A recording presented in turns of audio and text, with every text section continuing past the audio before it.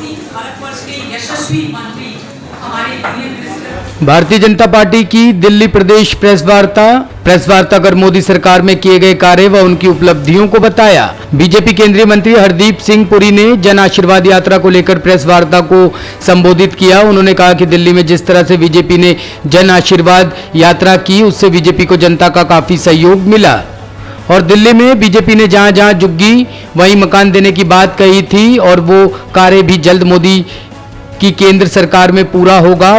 बहुत जल्द लोगों को अपना घर मिल जाएगा। हरदीप सिंह पुरी ने कोरोना वैक्सीन को लेकर भी बात कही कि अभी मोदी सरकार ने 50 करोड़ से अधिक वैक्सीन लोगों को दे दी है और प्रधानमंत्री मोदी ने 1 साल तक फ्री राशन पूरे देश में बांटा, जिससे करोड़ों लोगों को फायदा मिला है।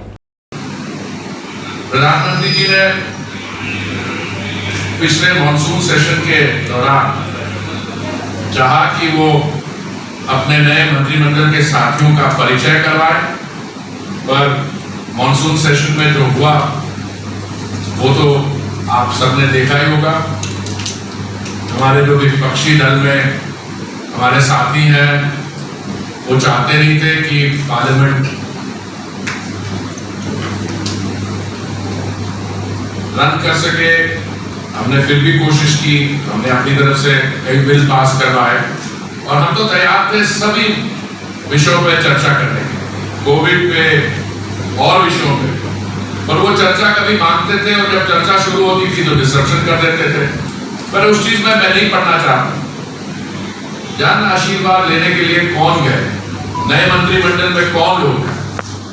इसमें से 27 ओबीसी रिप्रेजेंटेटिव्स, 12 महिलाएं और 11 SC ST।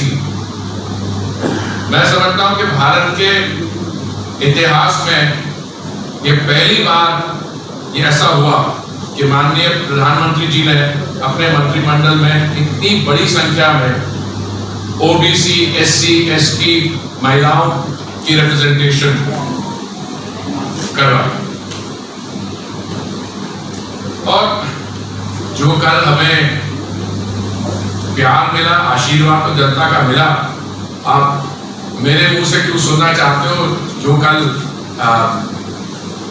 3 कंस्टिट्यूएंसीज में मैं गया या जो मेरे साथी हैं, मेरे MOS हैं, वो यूपी में हैं, उनसे मुझे फीडबैक मिला और बाकी मंत्रिमंडल से भी। मैं समझता हूं कि ये जो आशीर्वाद मिला है ये सिर्फ नए मंत्रियों को नहीं मिला, ये माननीय प्रधानमंत्री जी की जो योजनाएं हैं उनकी लिए आशीर्वाद मिला है। तो मैं दिल्ली के बारे में कुछ आपके सामने स्टैटिस्टिक्स रखूंगा और जो केंद्रीय सरकार ने किया है, और आप अगर जानना चाहें कि दिल्ली सरकार ने क्या किया है नहीं तो आप मुझे बता दीजिएगा, उसकी भी हम चर्चा कर सकते हैं। पर मेरी तरफ से एजेंडा है कि केंद्रीय सरकार ने क्या। देखिए, दिल्ली में 1947 में जब हमने एक नया रूप लिया as an independent nation, Delhi की जनसंख्या उस समय 8 लाख थी और जब मेरे प्रीवियस जनरेशन, मेरे माता पिता और लोग रेफ्यूजी बन के दिल्ली आए तो 1950-52 तक ये दिल्ली की पॉपुलेशन बढ़ के 8 लाख से 22 लाख हो गई क्योंकि रेफ्यूजी लोग आए। अगर आप आज दिल्ली की अगर आज सेंसस मान लीजिए तो होने वाला है, जब भी सेंसस होगा मैं समझता हूं दिल्ली की जनसंख्या 2 करोड़ से के आसपास होगी, हो सकता है तो 2 करोड़ से अधिक भी होगी। कल मैं हमारा जो कल की यात्रा का ग्रैंड फिनाले था वो मनोज जी की कंस्टिट्यूएंसी गुरारी, वहां पे था। गुरारी एक MLA कंस्टिट्यूएंसी है। आपको क्या लगता है, आपको जानकारी है कि गुरारी की जनसंख्या क्या है? एक MLA कंस्टिट्यूएंसी की 6 लाख। जो दिल्ली की जनसंख्या 1947 में ठीक करीबन उतनी है, क्योंकि बरानी के साथ साथ एरिया ले लो तो 8 लाख भी बन जाएगी। और जमीन तो दिल्ली की इंक्रीज नहीं हुई। मुझे याद है मेरी पैदाइश हुई थी दरियागंज में, फिर उस समय इतने आवास होते नहीं थे। मेरे पेरेंट्स रहे सफदरजंग एयरपोर्ट, तो दिल्ली का बॉर्डर माना जाता था, उसके आगे कोई आबादी थी नहीं।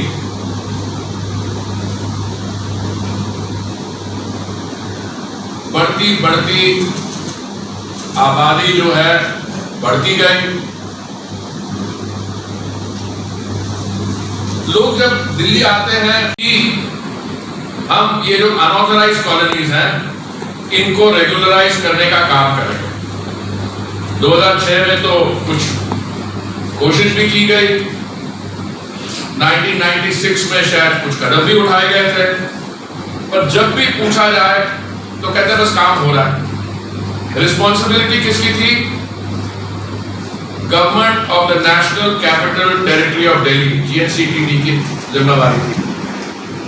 उन्होंने कुछ योजना भी बनाई।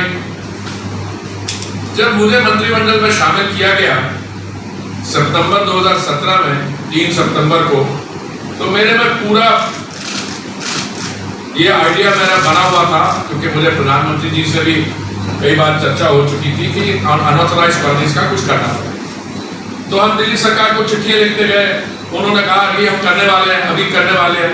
एक कमेटी बना दी है, उसकी बाउंड्रीज डिलिमिटेशंस होगी, पता नहीं क्या कुछ। जब हमें 2019 में ये पता लगा कि ये 2021 तक ये काम टाला गया है, तब हमने डिसाइड किया कि हम एक बिल लाएंगे और उस लेजिस्लेशन के द्वारा जो हमारे भाई बहन जो इन अनऑथराइज्ड कॉलोनीज में रहते हैं उनको मालिकाना हक देना। मैं आपके सामने सिर्फ यही कहना चाहता हूं कि ये अनऑथराइज्ड शब्द जो है ना, ये भी अच्छा नहीं है, क्योंकि आप मान लीजिए कहीं रह रहे हैं और वो इलीगल है तो आप पे स्टिग्मा लगता है, एक कलंक लगता है, और आप शुरू से कह रहे हैं कि इस कलंक को मिटाया जाए। और कल जो हमारी जनसभा हुई उसमें भी यही नैरेटिव था कि हमने ये कलंक हटाया है। अब मैं आपको सामने कुछ आंकड़े रखना चाहता हूं और शुरुआत में करता हूं 2019 अक्टूबर को। मुझे वो डेट याद है, हमें ये बिल पास करना था, तो मैंने एक वो जो लावा फेरे का हमारा होता है फंक्शन, वो भी मिस किया, और उसके बारे में मुझे कोई रिग्रेट नहीं है। ये बिल पास हुआ, उसके बाद हमने बाकी कदम उठाए।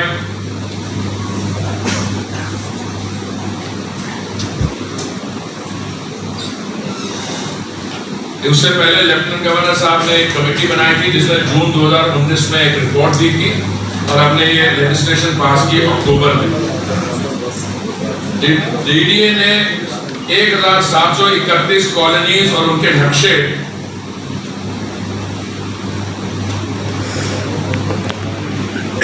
बनाए, जिसमें से 1500 कॉलोनीज के नक्शे अपलोड हुए पोर्टल पे। 16 अगस्त तक, आज हुए 18, परसों तक 4,25,834 एप्लीकेंट्स ने रजिस्टर किया था। 4,25,834। और मैं आपसे सिर्फ आपको ये जानकारी देना चाहूंगा, हमारी ये उम्मीद है कि टोटल अनऑथराइज्ड कॉलोनीज की रेगुलराइजेशन के माध्यम से 50 लाख हमारे बहन और भाई उनका फायदा होगा, वो इसके लाभार्थी होंगे। और मान के चलिए अगर एक परिवार में 4 लोग हैं तो हम एक्सपेक्ट करते हैं 8 से 10 लाख रजिस्ट्रेशन होंगे। और कमाल की बात यह है कि कोविड के दौरान भी काम जारी रहा है, और जैसे मैंने आपको बताया 4,25,834 रजिस्ट्रेशन हुई है, जिसमें एप्लीकेशन हमें मिली है 78,990 और कन्वेंस डीड और ऑथराइजेशन स्लिप्स कोई 8,463 को मालिकाना हक दिया। आने वाले हफ्तों में, महीनों में ईश्वर करे हम थर्ड वेव से बचे रहें, पर हमें उम्मीद है इसमें भी गति हम बढ़ा देंगे और इसको और तेज आगे ले जाएंगे। लैंड पूलिंग एक और योजना जो हमने चालू की है, हमें उम्मीद है कि लैंड पूलिंग द्वारा 17 लाख एडिशनल आवास मिलेगा, जिसके लाभार्थी होंगे कोई 76 लाख हमारे दिल्ली के नागरिक। इन 17 लाख में से 5 लाख से अधिक जो ड्वेलिंग यूनिट्स होंगे वो economically weaker sections of society के लिए होंगे। टोटल 6,930 या 6,930.64 hectare land has been registered for expression of willingness to participate in land pooling. How much, sir? Can you repeat it, sir?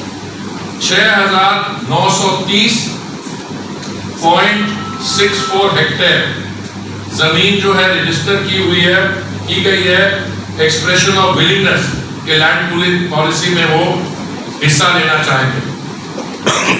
और तीसरी जो हमारी योजना है, जहां झुग्गी भई मकान, दिल्ली में 675 जेजे क्लस्टर्स हैं, डीडीए नोडल एजेंसी है 376 के लिए, 7,500 के करीब इकोनॉमिकली वीकर सेक्शन के लिए घर बनाए जा रहे हैं। 3 जेजे क्लस्टर कालकाजी, जेलरवाला बाग और कठपुतली कॉलोनी शादीपुर में। 3,024 plus 1,675 plus 2,800, total 7,499। Top story bureau के लिए दिल्ली से रवि डालमिया की रिपोर्ट।